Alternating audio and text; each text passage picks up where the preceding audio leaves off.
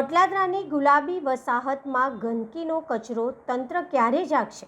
વડોદરા શહેરના અટલાદરા વિસ્તારમાં આવેલી ગુલાબી વસાહત વોર્ડ નંબર 11માં ગંદકી અને કચરાની સમસ્યાને લઈને સ્થાનિકોમાં ભારે રોષ જોવા મળી રહ્યો છે. રહેણાંક વિસ્તારની આસપાસ ઠેર ઠેર કચરાના ઢગલા જોવા મળતા સ્વચ્છતા અંગે તંત્રની કામગીરી સામે સવાલ ઊભા થયા છે. ચોમાસાની ઋતુ ચાલી રહી છે ત્યારે ખુલ્લામાં પડેલા કચરા અને ગંદકીના કારણે મચ્છરોનો ઉપદ્રવ વધવાની સાથે રોગચાળો ફેલાવાની પણ ભીતિ સેવાઈ રહી છે. ગંદકીના કારણે સ્થાનિકો માટે રોજિંદી અવરજવર પણ મુશ્કેલ બની રહી છે. સ્થાનિક રહીશોનું કહેવું છે કે સમયસર કચરો ઉપાડવામાં ન આવતા વિસ્તારમાં અસ્વચ્છતાની સ્થિતિ વધુ ગંભીર બની રહી છે. ચોમાસામાં પાણી ભરાવા સાથે કચરો સડવાથી દુર્ગંધ અને મચ્છરજન્ય રોગોનું જોખમ વધી શકે છે.